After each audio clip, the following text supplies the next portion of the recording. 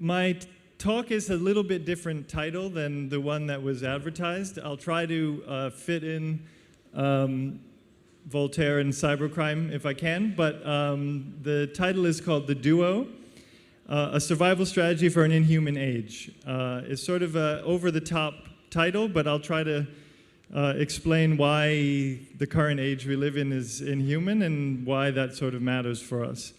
I suppose the main jumping off point is, of course, we're living in an era of sort of worship of technology, worship of the computer, worship of artificial intelligence and everything that the computer can do. And more it's being associated with almost magical / religious power. And this is a problem, of course, because the computer is in many ways developed by humans, but it is kind of imagined as a way to improve on what humans do. So I think really fundamentally as we head into the 21st century, the question we need to ask ourselves is, what does it mean to be human in the 21st century? So essentially, what does it mean to be human at a time when there is increasing investment and work and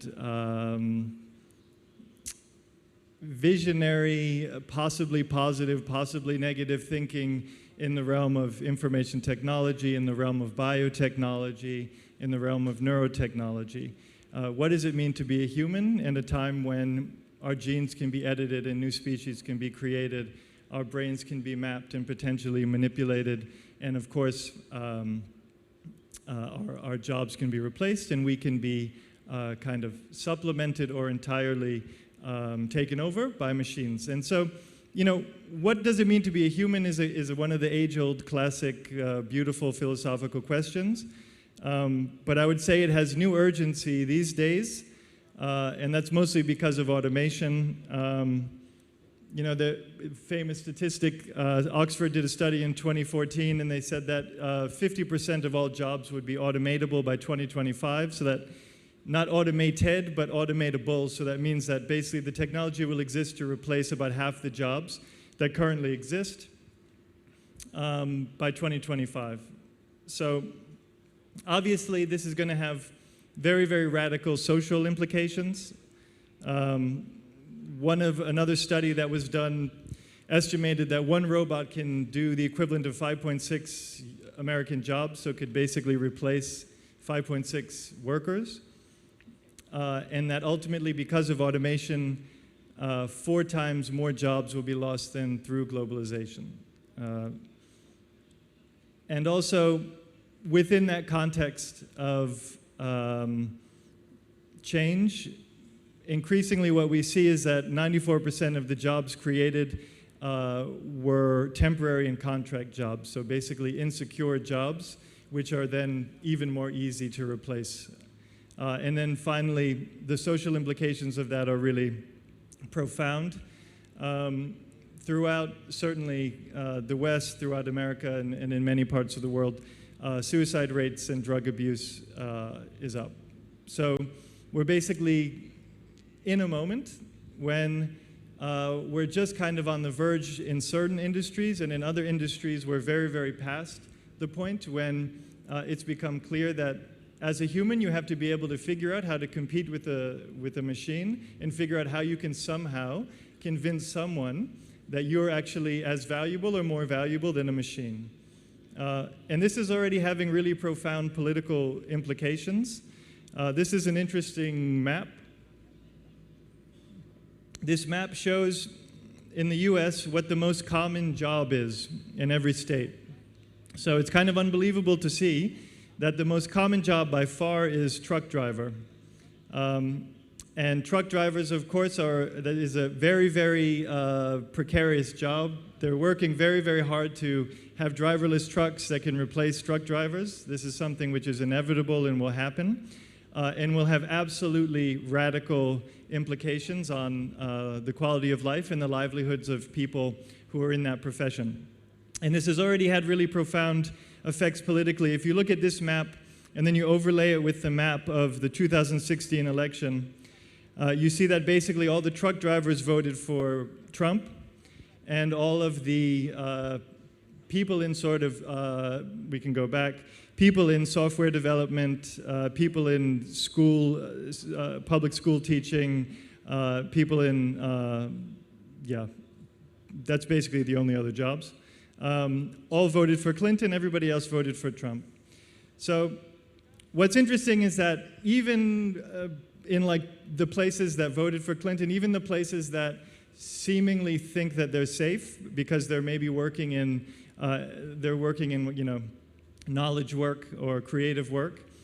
Places like New York, there used to be a sort of sense that we would live in harmony with robots, this kind of naive 1950s idea that you have a robot friend and a robot butler, and somehow it's an addition to your life rather than a threat to your life.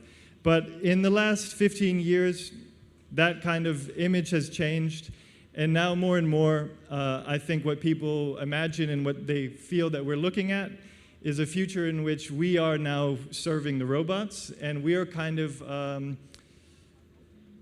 arguing for our own sort of dignity in the context of a system where robots are simply considered more valuable.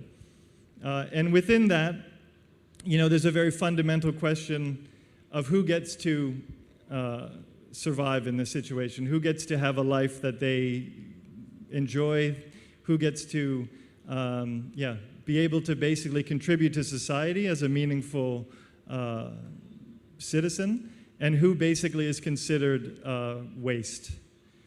So I'll say that this, for me, is not an abstract conversation. I came up in America in the 90s, and in America in the 90s, this is maybe a good example. This picture was taken last week. No, this picture was taken in the 90s when I was in college, and when I was in college, I studied journalism. And when I studied journalism, the great heroes of our time and what everyone aspired to be is Woodward and Bernstein. And so Woodward and Bernstein were the two journalists who basically exposed the Watergate incident and basically brought down the presidency of Richard Nixon. So they were kind of the heroes of what you could do as a journalist, that you could apply pressure to power, that you could speak the truth, you could expose things, and you could contribute to your society in a heroic way through journalism. So this was the dream, even as late as the 90s.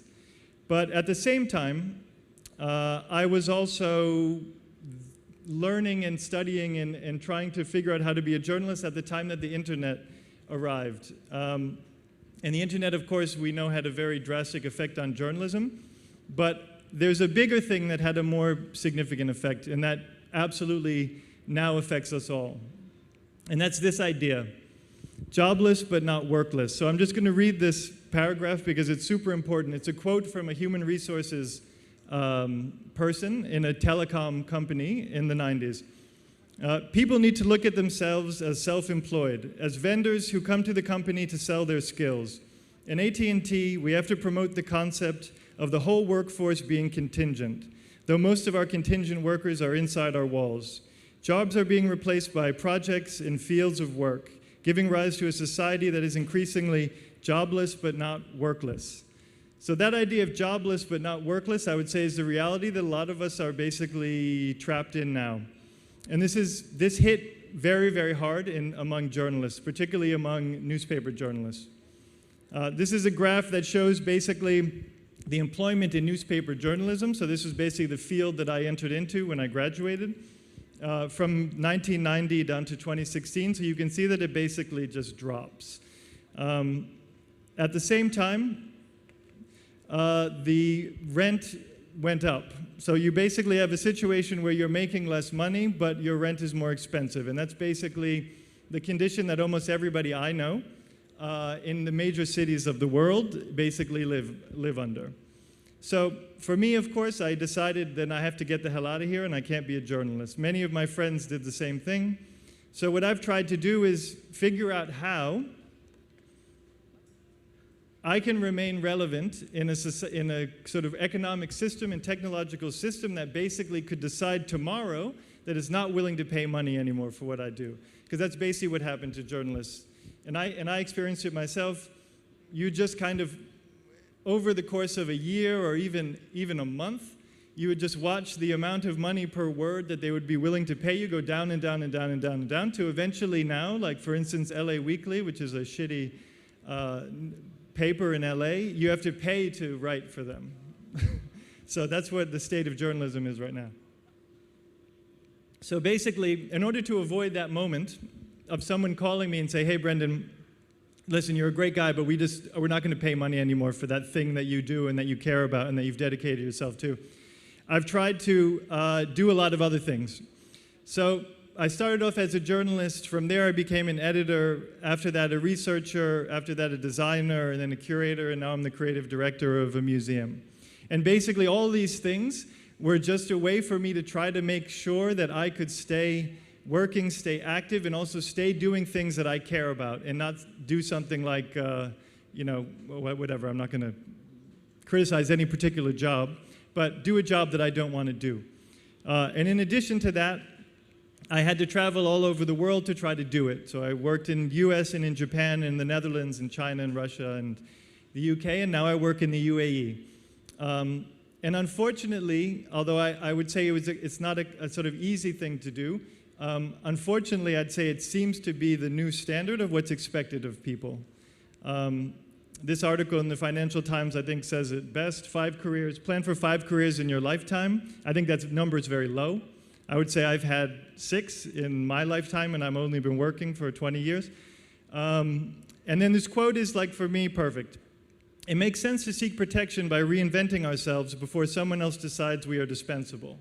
So that's it. So what I would say and what I want to talk about in this talk today is this. How do you remain open and curious and flexible enough to change, continually change? Because unfortunately, that's the reality that we're facing. The nature of data capitalism, the nature of technology, puts us in a situation where we need to figure out how to be comfortable with a total lack of stability. Yeah, I would say this is a kind of emblem of what it feels like, basically. You're a kind of person floating in space, trying to figure out what the hell is going on. And unfortunately, I would say that experience of floating in space is kind of the new home.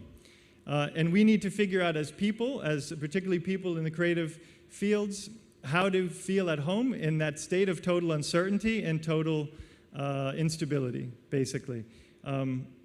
So I would say there's 2 things that we need to be able to do. The first thing you need to be is mentally flexible. You need to be able to have a lot of different points of view inside your head at one time.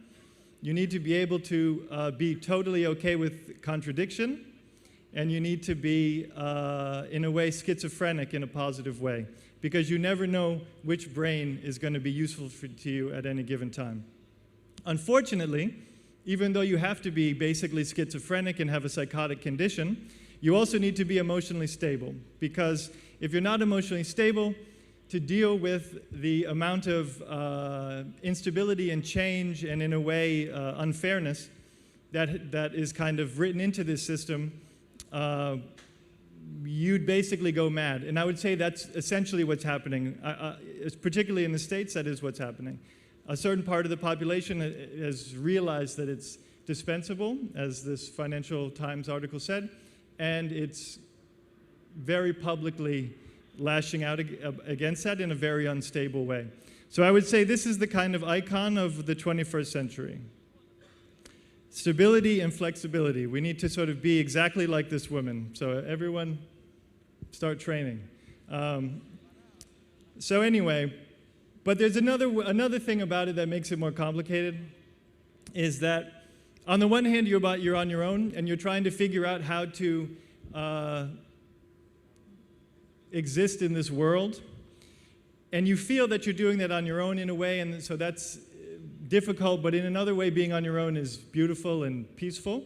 But in fact, you're not actually doing it like that. You're doing that in a kind of environment of total noise, because we're at the same time kind of alone, and at the same time, we're totally surrounded by infinite information, infinite connectivity, infinite demands, and infinite junk and noise.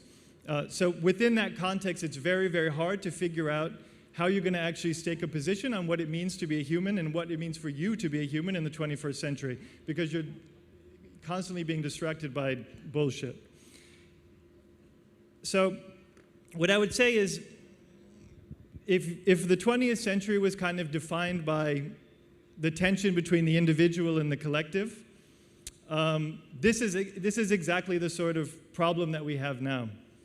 On the one hand, we're kind of encouraged to be individuals. We're encouraged to maximize ourselves as individuals and kind of compete against one another as individuals. But on the other hand, we're living in this totally absurd kind of internet era situation where the notion of what a collective is has become so large and so kind of impossible to actually wrap your head around that it's sort of completely overwhelming. So let's kind of look at these two things. The individual. So what does it mean to be an individual in this system? What I would say is, if you're doing it in the way that you're being encouraged to, this is the sort of iconic image for this. This is an advertisement for Fiverr, which is a freelance website, marketplace, where people can go and sell their skills, especially designers. So anyways, this chick is going, you eat a coffee for lunch, you follow through on your follow-through. Sleep deprivation is your drug of choice. You might be a doer. Okay, so this person is a doer. This person is basically working themselves to an early grave for very little money because they're working on Fiverr. But so I'd say basically this is a very recognizable 21st century equivalent of this, which is basically the kind of classic shock worker, the noble, exemplary worker who we are all encouraged to sort of feel proud of. So basically, where it was once a great miner, now it's a sort of very stressed out, very sleep-deprived graphic designer who's kind of not seen her friends in a month because she's kind of piecing together tiny jobs, hoping to get through. You know, and of course, this whole culture of shock working had a very rough side, a side which was really about beating down people who you felt were not adequate. But I would say there's one big difference, of course, which is that it was anti-capitalist. So that's a fundamental difference in terms of what we're talking about today when we're in a thoroughly capitalist environment. But it's still the same basic attitude. And this is an example of where these doers and where all of us kind of freelancing people work, a kind of generic co-working space with this kind of annoying slogan, respect the hustle. And then even to the degree that the cucumbers in the cucumber water that they offer in WeWork has a kind of propaganda message that says, don't stop when you're tired. Stop when you're done, you know? So which is some kind of crazy, ominous thing that a cucumber is telling you. So, you know, again, for me, this is a very recognizable thing of trying to be beaten down into being someone who defines himself entirely by work at the expense of their own humanity. And I would say there's one more example that I'd like to point out in terms of where we're at.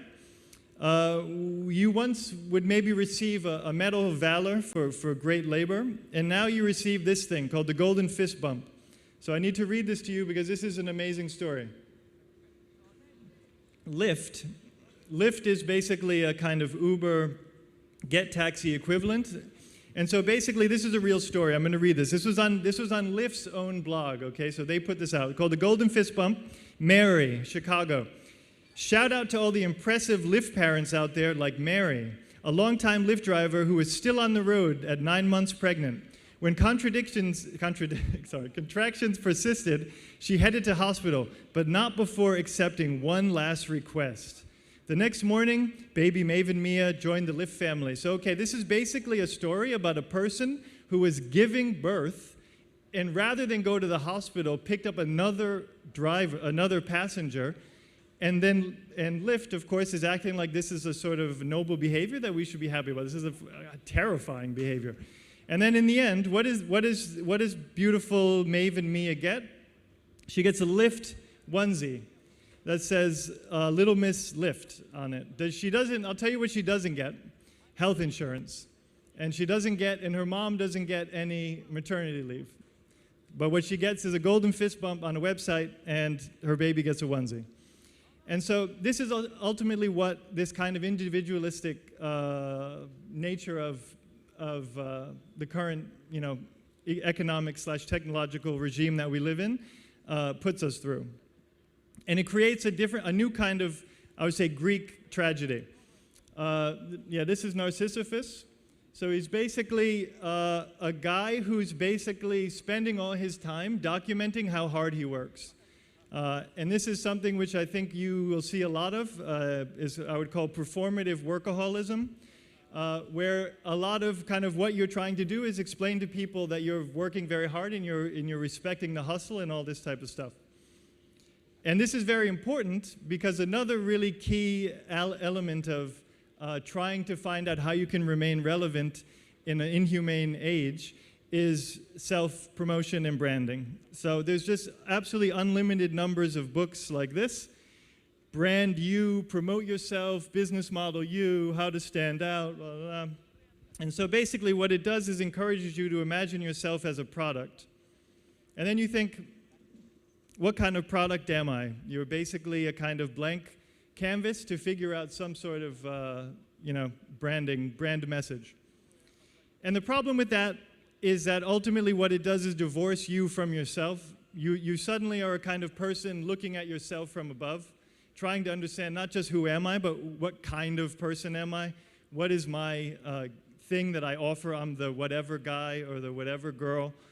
And so, of course, this is already a dehumanizing experience because it's ultimately encouraging you to look at yourself not as a fully fledged three-dimensional person, but as a sort of flat thing.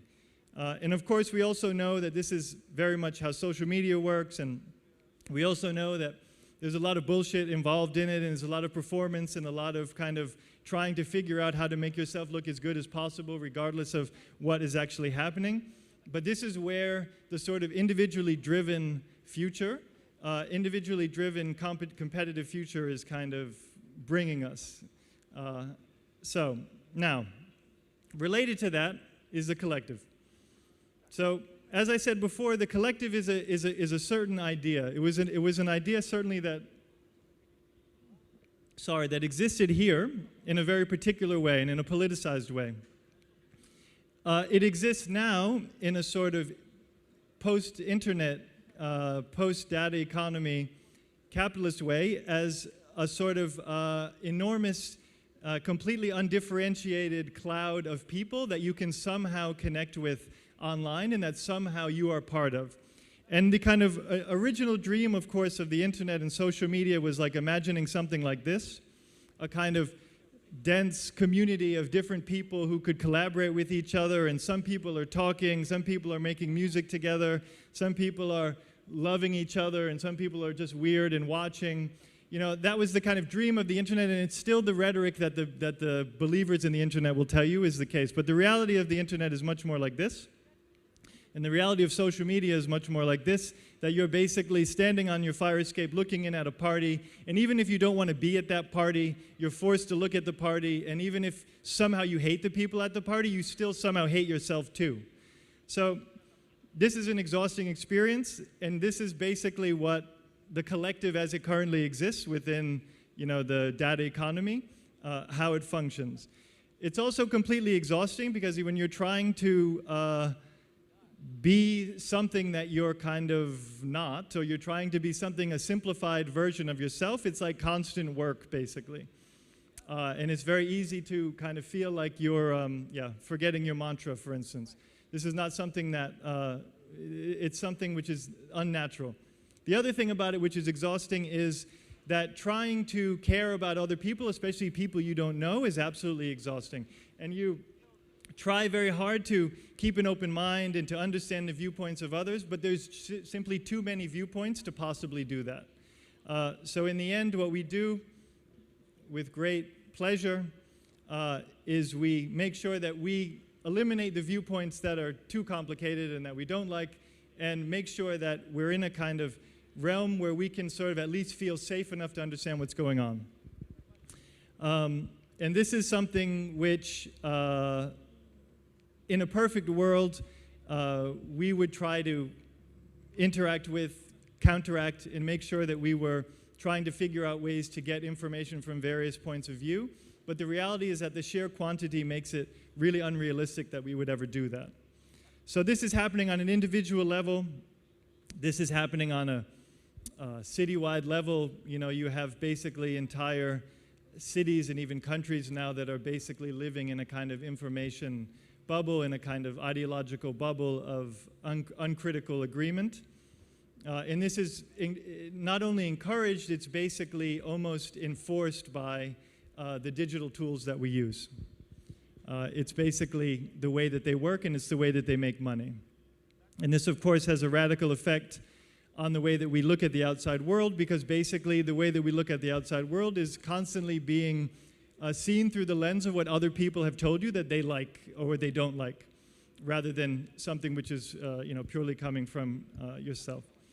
And in terms of where we're going in the future, I can't stress how much more invasive and more narrow this is going to get. I think one example, which I really love, is Spotify has partnered with Ancestry.com. Ancestry.com is basically a website where you send them a sample of your DNA, and then they send you back all the different cultures that are somehow written into your DNA. And so basically Spotify has partnered with them, so they'll make you a playlist based on your DNA. So if you could listen to your DNA, what would it sound like? So this is basically where we're headed. And so in the end, it's a kind of closed loop that we're here as individuals operating in a massive collective, and because the collective is too big to deal with and is totally exhausting, filters are given to us by people who are going to make a lot of money from it in order to help us sort of create some sense of logic and coherence within this total ridiculous noise. The problem for that, though, of course, is that if we're trying to figure out how to remain human in an inhuman age, this is the opposite of what we should do, because basically what we're doing is allowing them to tell us what we care about and what matters for us. And that's basically turning us into a kind of product. This is a quote that I love from Jean-Paul Sartre. I think it's important to give an existentialist quote, because this is an existentialist issue and we're living in an existentialist age. So he has this quote, he's talking about anti-Semitism. He says, "A man chooses to be an anti-Semite because he is afraid of freedom, openness, and change, and longs to be as solid as a thing. He wants an identity, he wants to be something in the manner of which a table is something, or a rock." So I'd say this is the idea of the problem with the personal brand, the problem with identity, which is based on filters which you either choose or other people choose for you, is that it basically turns you into a thing and takes away your freedom. And I think that notion of freedom, branded freedom, is really embodied by this amazing thing that I found. So Walmart is a big, absolutely massive chain of stores in America, and a kind of corporate behemoth. Anyway, they have this wonderful thing for their employees that says, Walmart dress code, freedom of choice. And then this is your freedom. All these shades of blue are your freedom, basically. And that's essentially what branding is. Anyone who's done branding knows that the point of branding is that it has to be as rigid as possible so that you can apply it in lots of different ways. But by being rigid, that means you basically have no freedom at all. And so on a kind of individual basis, this is essentially what we're being encouraged to do when we're being asked to kind of develop ourselves as brands, or being asked to personalize our internet experience or our experience in the city and everything else. So, to return to this lovely lady, what I would say is it's really imperative that we figure out a way to avoid this. Because obviously for all of our individual dignities it matters, but again, to get back to the original point, to remain open, to remain flexible mentally, to remain emotionally stable, we really need to actively work on it, because if we outsource it to companies that claim that they're going to help us, we're just getting ourselves even deeper into the trap. So it's a thing that can only be done actively. The problem is, it's very hard to do it by yourself, and it's very hard to do it in a large group. So what I would propose, and what I have tried to do in my own life, is say that for the 21st century, what we need to focus on is not the individual and not the collective, but the duo, the pair. Because a pair allows you to do things that you are basically impossible on your own and also almost impossible in a group. And I'll just explain a bit more about that. The first thing in order to do that is to reclaim the word friend.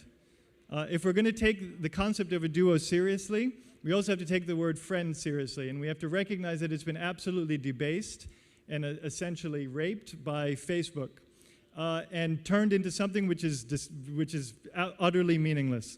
So if you're talking about friends, a quote that I love about friendship from C.S. Lewis is, "Every real friendship is a sort of secession, even a rebellion." And I think that's the point.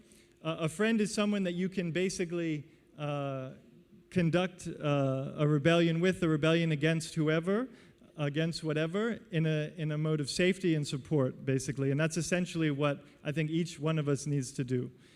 So basically, what I'll do for the rest of the presentation is try to explain why the duo, what it allows you to do. That is basically, in my opinion and in my experience, very helpful in terms of staying open mentally and staying sane and emotionally, if not happy, not homicidal. So the first thing that I would say that a duo allows you to do, which is really valuable, super valuable, is to lose yourself. To stop thinking about yourself as who you are and look at yourself purely stripped down to the relationship that's in front of you. And I think this is very important, particularly in this internet age, where so much of kind of the way we initially meet people is a kind of abstract version of ourselves, which isn't the personal version, and makes friendship, real friendship, that much more valuable because it has nothing to do with the image that you put forth. So this is a quote, a kind of long quote, but I love this quote, so I'll read it anyway. Again, C.S. Lewis. In a circle of true friends, each man is simply what he is, stands for nothing but himself. This love essentially ignores not only our physical bodies, but that whole embodiment which consists of family, job, past, and connections. At home, besides being Peter or Jane, we also hear a general character, husband or wife, brother or sister, chief or colleague or subordinate. Not among our friends. It is an affair of disentangled or stripped minds. Eros can have naked bodies, friendship, naked personalities. So I just would say that, I'm not going to talk too much about this, but I would say this is the entire point. The entire point to be able to exist in an inhumane age is to detach yourself from yourself, basically, and to be able to look at yourself in its most honest way. And that's very hard to do alone, but it's relatively easy and actually enjoyable and an expression of love to do with another person. Another thing that's a duo allows, which I've experienced a lot and is amazing, is to silence your critic. A major part of what's so terrifying about feeling that you could be made redundant at any time, you could be made dispensable, is that it causes you to worry about whether or not what you're doing is the right thing, whether or not what you're doing is good enough, whether you should do it at all, whether you should let people see it. And that's kind of poisonous to anyone who's actually trying to live a life that they care about. I think this cartoon by Saul Steinberg is a beautiful expression of basically how it works.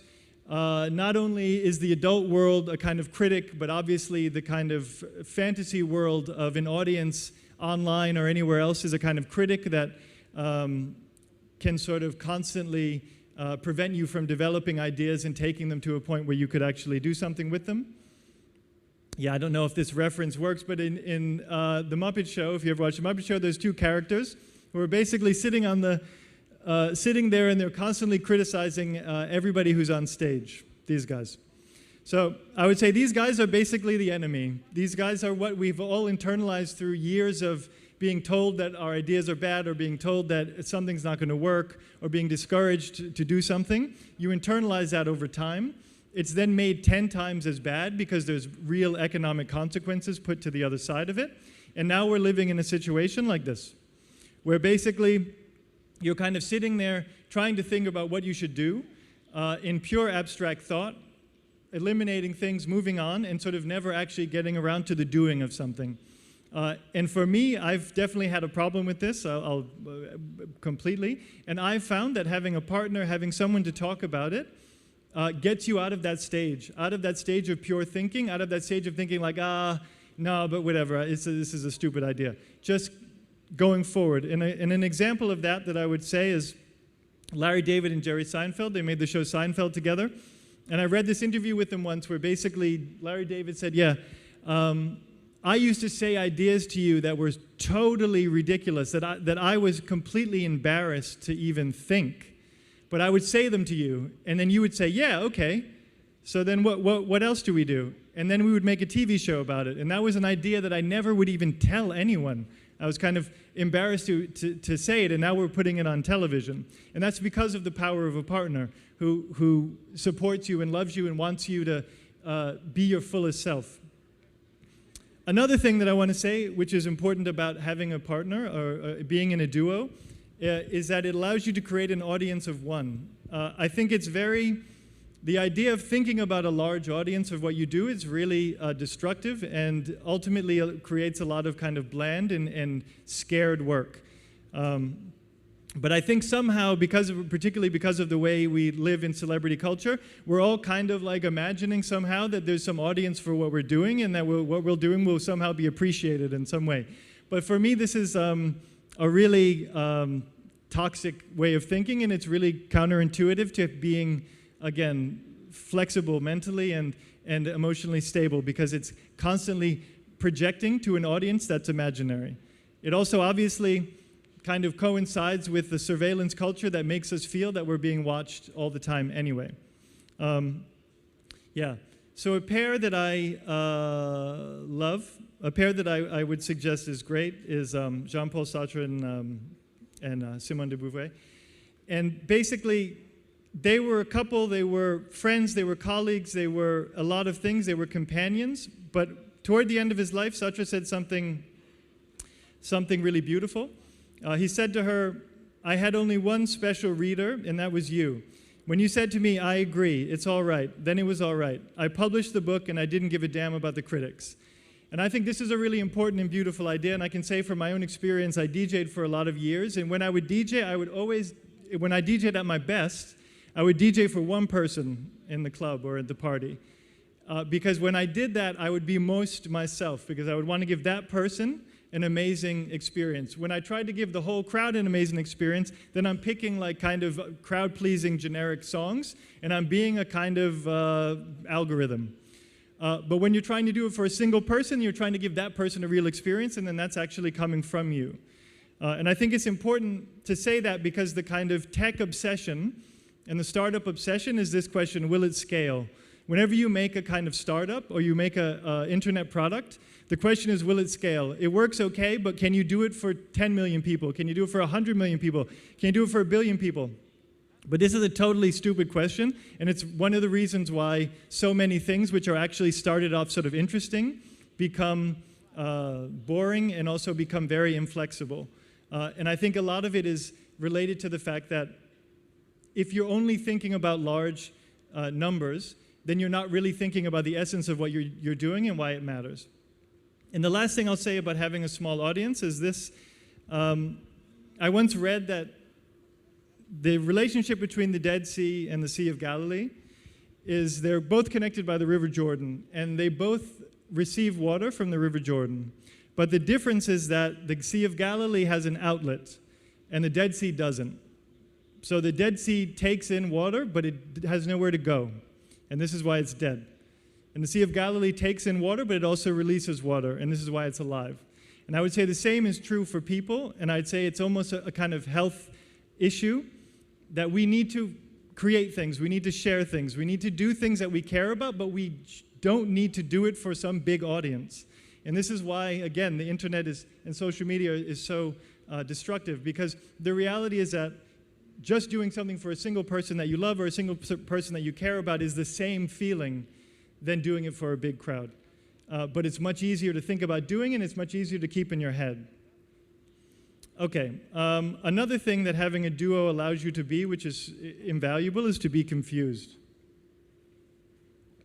it's the human condition to be confused.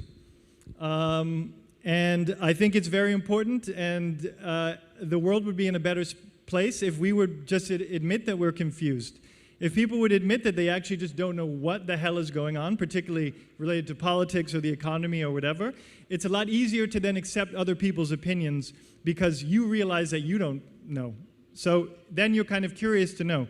So an example of not doing this that I'd like to point out is this recent debate that Slavoj Žižek and Peterson had, which is, I don't know if any of you've seen it.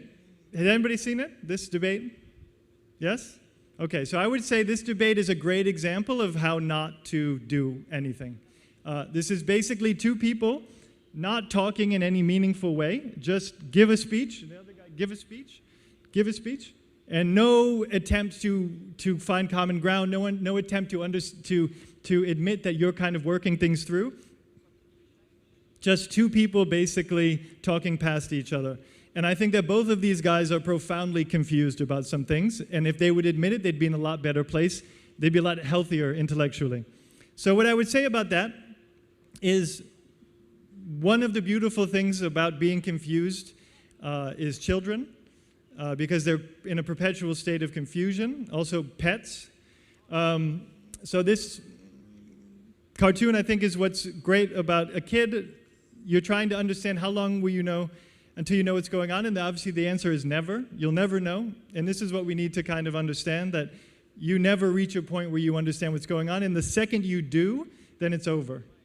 Your growth as a person, your flexibility, your ability to kind of remain valuable is gone, because you think you know the deal, and the deal's going to change, and maybe even if you're right, which you're probably not, it'll be different, so then you're stuck. So I would say children are one of the kind of great partners to have, and to respect them as an equal.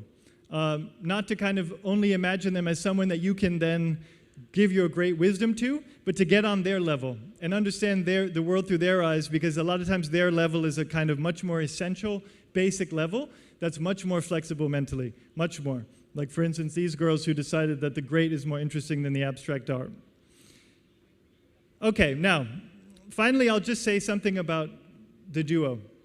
These are all friends that I'm talking about, and friendship is beautiful and friendship is wonderful, but this wouldn't really be that useful if it was only about friends, because ultimately what I think is really powerful about a duo or a pair is that it allows you to talk to people who aren't your friends, and that's where you kind of have the opportunity to be able to learn something you wouldn't otherwise learn. One of the things that I really am happy for, having studied journalism, is that I got into the habit of interviewing. So I do interviews all the time, and I always have. And the important thing about an interview is that it's really just about talking to someone where you're mostly trying to learn from them. You're not trying to kind of insist on anything. You're just honestly saying to them, like, hey, what's going on? What are you doing? What is this about? Yeah, it's a very much a talk less and listen more approach to a relationship, but I think this is also an incredibly healthy way to do it. And I think that the problem of a lot of conversations, especially online, is that there's so much based on you making a point as opposed to just listening. But what I will say is that I'm not a social person naturally. I'm not somebody who kind of loves seeing people or anything like that. This meme for me is one of the most relatable memes I've ever seen. The joy of just staying home all day and not seeing anybody. So what I'm saying is that the point is you can seek people out even if you don't know them, and you don't need to be a social person or a person who kind of loves talking to people. But the thing that you need to do is take your pleasure seriously. You need to basically seek people out based on things that you care about, even if they're totally irrelevant, even if they're not related to your work, not related to anything that seems to have any value. Simply follow it because you get pleasure in it. And that's the way to begin to talk to any person that you don't know, because they know something that you want to know. And for me, that's basically how I've always done it, and I've interviewed hundreds and hundreds of people, and a lot of times it's just me wanting to know something that they know very well. And that kind of duo, for me, is something which allows you to constantly expose yourself to new things in a very easy and sort of fun human way. But another thing I'll say about a duo is that you don't have to talk. Talking, as I feel right now, talking is overrated. So it's also important to remember that in duos, there's so much you can experience without having any language at all. And to remember that the physicality of life is a big part of what's being taken away. And remaining human in the 21st century is a big part of it is remaining a physical being. And it's really important to say that, you know, there's a massive, massive antisocial, anti-physical agenda in technology. So this is an advertisement for a video game where basically this kid is at a prom with this girl who loves him, and he's like playing the video game, and then the little caption is escape. So whoever made this is a sociopath, you know? But that's technology, baby. Like, so it's really important that this is something that we push up against. And I would say this is not just an ad. This is a photo that my friend took very recently. And basically you have an even more extreme version of this where you basically have a person with her partner with fireworks behind her, and she still cares more about her phone than either the person she loves or fireworks. Fireworks, which are like, the entire existence of fireworks is to make people look at them, and they don't even work anymore because the phone is so captivating. And also, you know, we have to understand that the phone is just the beginning of a bigger issue of virtual reality and the desire for us to live more and more of our lives in a purely digital environment, which I think, you know, potentially is going to look something like this, where we're kind of like completely ignoring the physical and what's beautiful and what's real in favor of some kind of weird Minecraft VR version, which is and I think this is also maybe putting us in a kind of complex relationship with our neighbors. Because we're choosing to live in a kind of mediated reality rather than the reality that we actually share with them. And I have to say, it's amazing to me sometimes how much technology and startups encourage you to be like a totally antisocial hermit. So this is basically an ad for a company that delivers food. And it says, everything great about eating combined with everything great about not talking to people. So this is basically their advertisement. And so I would say that ultimately this is the kind of person that if we follow this line, if we allow technology to determine how we interact with each other and what we actually want, I would say we kind of act like this, Scarface, and we're kind of sitting in our kind of home, ordering food and ordering someone to do laundry and ordering a car to pick us up, and we're totally alone. And I think this is something to fear, even though pretending to be a rich drug lord living in your house is exactly what the service economy is trying to get you to do. Saying, okay, no, we'll take care of all that stuff, and you can pretend that you're a kind of oligarch, even though you're kind of, you know, barely have enough money to pay the rent. So basically what I would say is the physical in a duo is something to emphasize as much as possible, you know, on every level. And it's something which is so much more fun and so much more inspiring to do with a partner than to do on your own. So that's another really critical thing in terms of maintaining our humanity. Another really critical thing I'd say about having a partner is that they don't have to be successful. One of the really awful things about the way that we're kind of terrorized by success now is that you're constantly being shown these kind of bullshit articles like, I raised 2 successful CEOs and a doctor, here's the biggest mistake that parents are making, encouraging everyone to kind of feel insecure about what they're doing and have some woman who like nobody's ever heard of tell you what you're supposed to do. But the reality is that if you follow these people who have raised a doctor, what you end up is this kind of scenario, paint by numbers, where you basically find a person who's very good at coloring in within the lines according to a template that was created by somebody else. That's who basically gets to the top of a society like this. It's the people who are able to work very hard without ever challenging anything. And I think you end up with a guy like this who basically, you know, for whatever talent he has, ultimately is just a very, very conventional person. And yeah, is a kind of, yeah, let's not even focus on him too much. So the beauty of life and the beauty of so much of human creativity and creation is how much of it didn't get appreciated. So this book, Great Shit Nobody Noticed, the world's longest and saddest book, is something that I would encourage everyone to try to read. It doesn't actually exist, but try to make your own, because basically there's just a tremendous amount of inspiration yeah.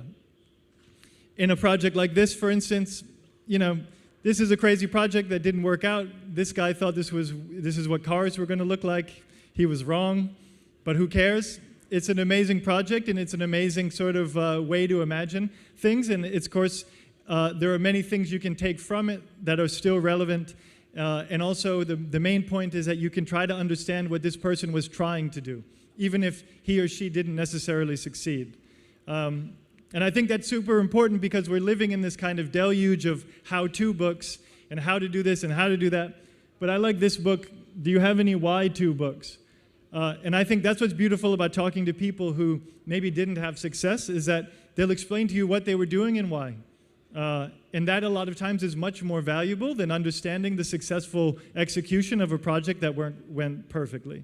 And actually, just yesterday, I was here with my wonderful friends, and we were talking about our exhibition, Fair Enough, which we did here at Strelki, and that whole exhibition is basically about this phenomenon. What we did is looked at the history of 20th century Russian architecture, and we tried to find all the ideas that were beautiful, even if they had failed. And then we showed them and showed how they were still powerful and amazing and valuable, regardless of whether or not they produced something that you would call a success.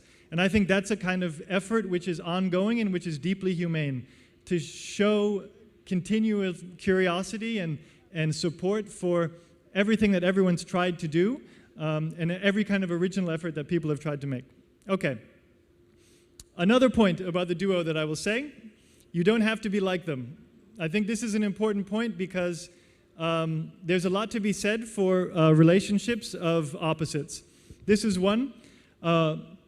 Walter Gropius and Johannes Eden, they were basically the two kind of founding pillars of the Bauhaus. So Gropius was, of course, the sort of leader. He was the person who kind of ran things. He was the person who was masterful diplomat, masterful administrator. Eden was the person who conceptualized the kind of foundation course that all of the new students took to first introduce them to what design was. And this is the kind of radical thing that the Bauhaus introduced that remains very relevant. And these people were basically polar opposites. Gropius was a very suave, kind of sophisticated guy. Eden was a kind of cult figure almost, who was basically deeply into mysticism. And nevertheless, they kind of worked together as a kind of superego and an id, pushing each other to make something that they otherwise would have never made. And I think this is also very important because part of the problem with this obsession with friendship that we have is that it makes us kind of feel that ultimately you need to work with people who are similar to you or that you automatically get on with. And a lot of times that doesn't actually work. So what I would say is, I would really think that beyond the word friend, we need to actually return to the concept of solidarity, which basically means that we're together, but we're not necessarily the same, and we're not, maybe even outside of the context that we're working in, we might not even agree with each other, but we're committed to something together. And I think particularly if you talk about issues like climate change, any issues related to large-scale political or social problems, solidarity is what's needed. And at the moment, the nature of the way things work is that they basically work against solidarity by enforcing a false friendship or enforcing a false kind of individuality. Okay, last, you don't have to like them. You don't have to like your partner. I think this is really important. One of the really key things to try to figure out about the present and about the future is the many different kind of lenses that it can be viewed through. Obviously, at any time, there's a million different ways that any moment can be understood. And part of our obligation as people is to try to keep as many of those as we can in our heads at one time. So the lens basically that currently defines a lot of reality that I'm talking about is the market. And it's a sort of faith in the market that basically assumes that all problems can be solved by the market no matter what. And this is a kind of philosophy or almost a religion that people don't, many people don't question. And so kind of, if I could give a kind of visual metaphor, it's sort of like this. It's a sort of invisible force field that kind of stops conversations and stops ideas because they can't be understood outside of the context of the market. And this is a prison, essentially, that a kind of ideology that has been imposed from outside, it puts us all in.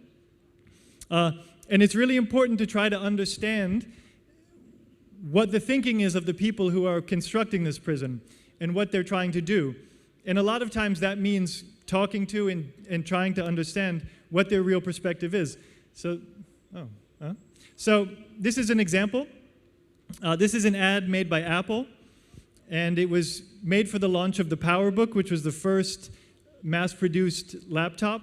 And the slogan was freedom. So basically what they were telling you is that in their minds, this laptop would allow you to be free. It would allow you to leave the office and be able to work wherever you want and be able to, liberate yourself from the hell that is the office. Now, that was, of course, a long time ago. Now we know that the freedom that they were promising is actually a kind of prison because you have to work everywhere. And the laptop is a thing that is that you're chained to and has you all, and then you have to take everywhere you go. So basically, this understanding of what freedom means for a high-tech capitalist company is kind of essential to understanding how they are going to project their technologies onto us and what they want from us.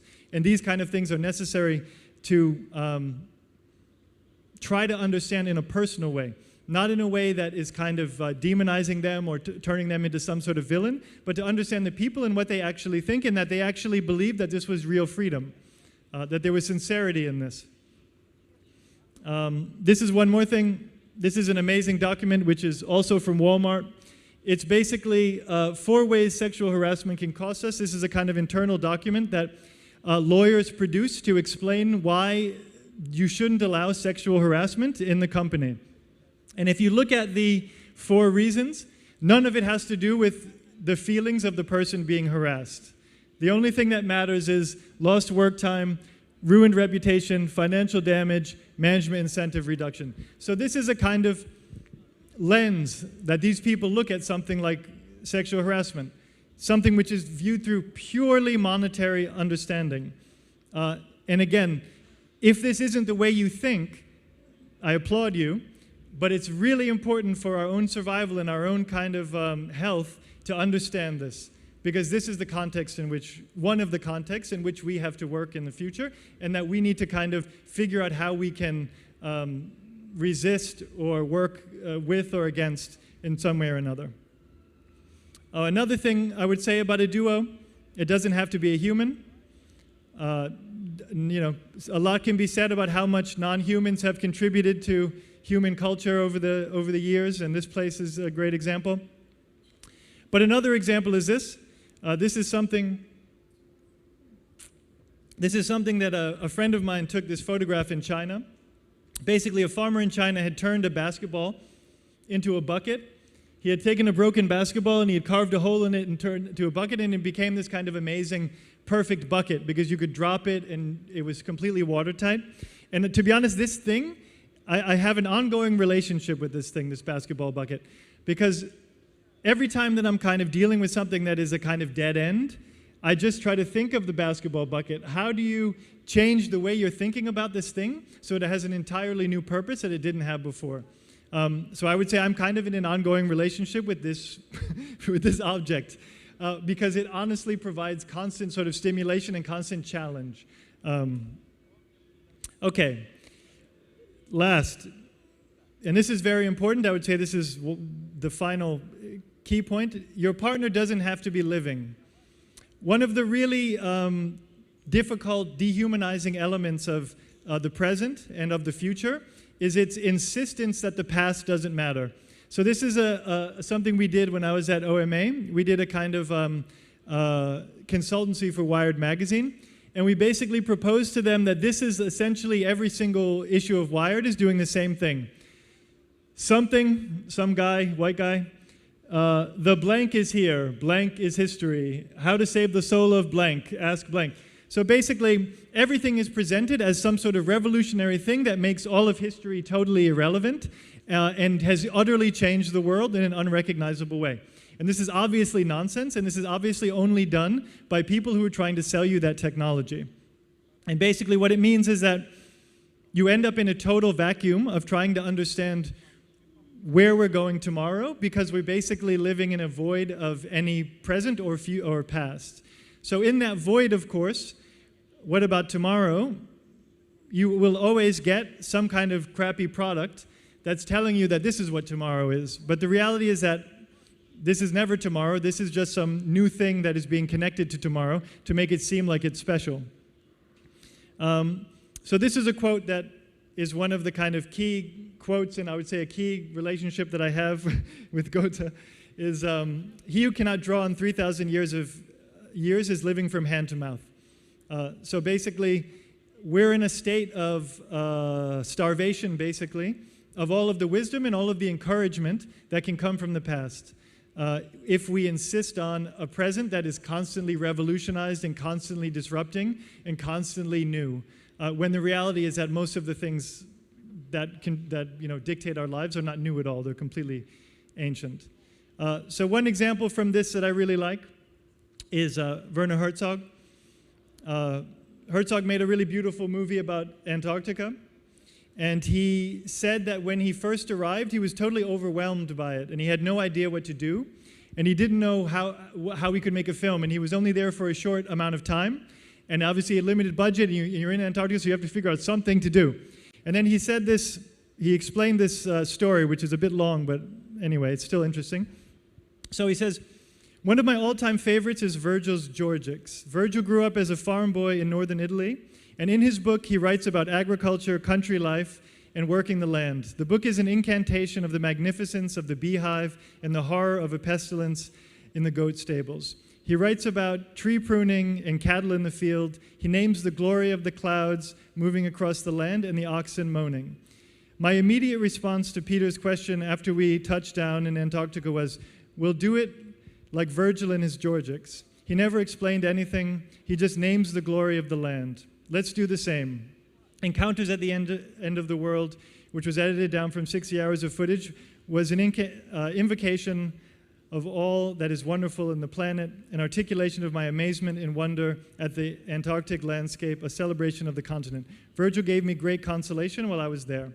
So for me, this is a super, super important point, because what knowing the past allows you to do is have courage to face what you have to do, because you have an unlimited resource of people who've done different things in different ways that you can draw on for support.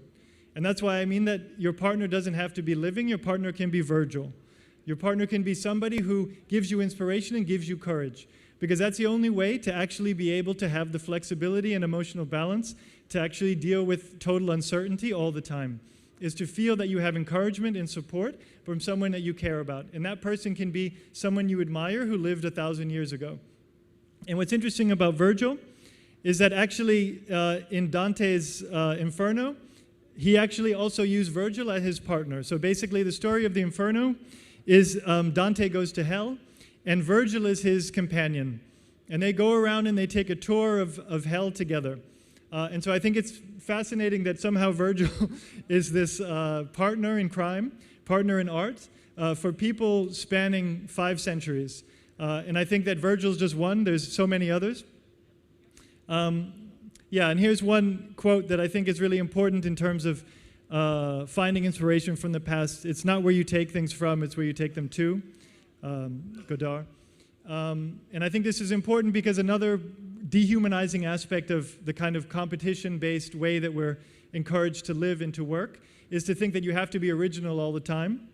and you have to have original ideas, and you have to have first mover position, and you have to have a USP and all this stuff. The reality is that it doesn't matter about being original, because you're not going to be original, but what you need to be is authentic. You need to be your authentic self that you really believe in and that matters to you. And then by taking from things that you really believe in and that you find beautiful and inspiring, you are your authentic self. There's no way to avoid it, basically. I'm going to skip this. This is another quote that I think is important and worth talking about. This is a sort of a Maori saying that I think is really interesting. So basically, the Maori imagine themselves with their back toward the future, walking with their eyes looking at the past. So I walk backwards into the future with my eyes fixed on the past. I think that's a really beautiful way to think about the future. And I think it's interesting that the Maori are essentially a pre-modern society. And I would say that's a pre-modern way of thinking about things. But in a lot of ways, it's a much healthier, much smarter, much more humble and intelligent way of thinking about things. And I think that also a big part of having partners who are not of the present is that it allows you to think about the way we're doing things and sort of apply a critical pressure to them. This is another thing from a pre-modern society. Nature gives us everything for free. Nature doesn't charge us any money. All nature asks is that we protect it. And basically, this is a fundamental, in a way, very obvious point that we've totally abandoned in modern society. And so it's very important to kind of recognize, particularly in any society that's modernizing, that you're losing a tremendous amount when you're adopting something new. I think that I realize now I've talked over, and we're supposed to have a Q&A, so I'm actually going to stop now, I think. Yeah? I'll stop now. Maybe I'll just skip. I won't stop. I'll skip. This was all very interesting. Yeah, and then I'll just come to the conclusion. All I'm trying to say with all this stuff, and I hope it's not too much, I'm sorry that I talk so long, but it's an active struggle to stay human in the context that we're living in, where there's so much incentive to strip us of our layers of complexity, to make our lives routine, make our thoughts routine, and ultimately make us easier to automate and easier to eliminate. So it's a constant struggle that we need to fight, but it's the kind of the noble struggle.